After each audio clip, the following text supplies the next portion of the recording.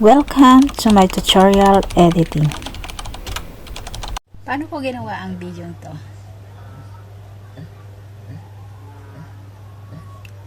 Tara sa CapCut. Ipapakita ko kung paano ko ginawa. Dito guys, kailangan natin ng empty background. Tapos ito yung video natin na tumalon lang kunwari. And then, itong second clip, itong UFO na kinuha ko sa YouTube. Select new project. Then dito guys, i-freeze na natin agad tong empty background. Hanapin na natin yung freeze. Then, pagka freeze, move tayo sa main clip. Hanapin na natin dito yung starting point ng video natin. Then, split natin. Then, delete yung left side. Dito guys, hanapin na natin dito yung part na tumalon, yan, na hindi pa siya nakababa, hindi pa siya bumagsak. Then, pindutin natin, split, tapos, delete natin yung right side. Pindutin ang clip, tapos hanapin na natin yung overlay. Pagka-overlay, drag lang natin papunta sa tapat ng empty background. Pindutin ang babang clip, o yung naka-overlay. Hanapin natin dito yung remove BG. Sa remove BG, piliin ko lang itong auto removal kasi naka-pro ako. Pero pag hindi, pindutin lang yung custom removal. Then, check. Pag okay na. Pindutin ang add overlay. Tapos, i-add overlay na natin yung UFO o yung spaceship na kinuha natin sa YouTube. Then, hanapin na natin dito yung remove background. Then, chroma key.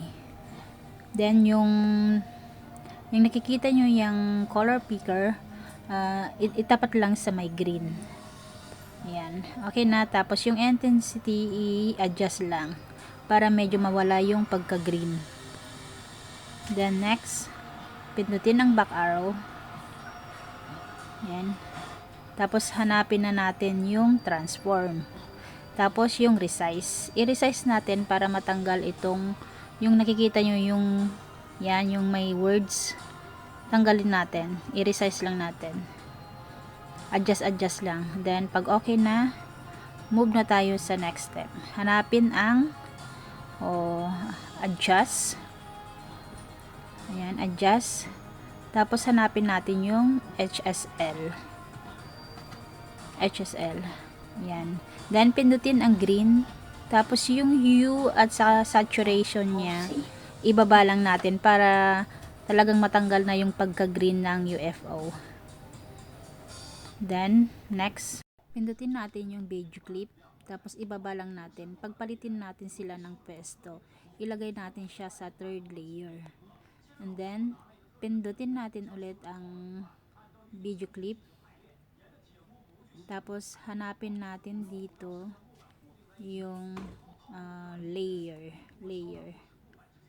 Saan na yung layer? Where are you? Yan, layer. Tapos, pagpalitin natin sila ng pwesto para yung image na ako lumabas sa may screen. So, lumabas na siya. Ngayon, ang gagawin natin, pindutin natin ang clip, yung third layer. Tapos, hanapin natin dito yung freeze. Yan. Pagka freeze, pindutin natin tong clip. Tapos, medyo i-stretch natin para lumaki. Tapos, pag nakikita nyo yung maliit na clip, yung sa dulo, i-delete lang natin. Tapos, ibalik na natin siya sa dati. Ayan.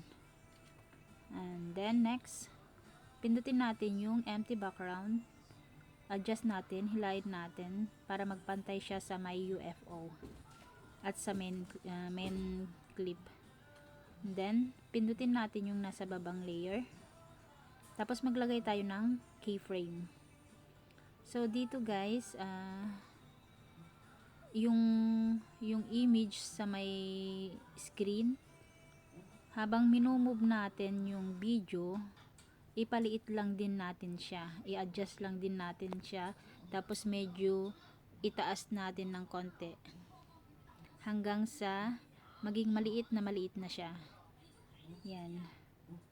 So, dahil nakikita nyo, hindi siya totally nawala. Andun pa rin, pero maliit nga lang. Ang gagawin natin na next, hanapin natin yung opacity. Opacity sana. Yan. Tapos, ilagay lang natin siya sa -0. Lagay lang natin sa 0 para talagang totally nawala na siya. Then, yan, wala na. So, i-review natin from the start. Yan. Tapos tumalon. Okay. Then, ganun lang siya kasimple. Pwede na natin siyang i-export. And that's it. Kung nagustuhan mo at may natutunan ka sa video to, huwag mo namang kalimutang mag-like, comment, and share na rin para mas marami pang makaalam. Thank you for watching. Bye-bye.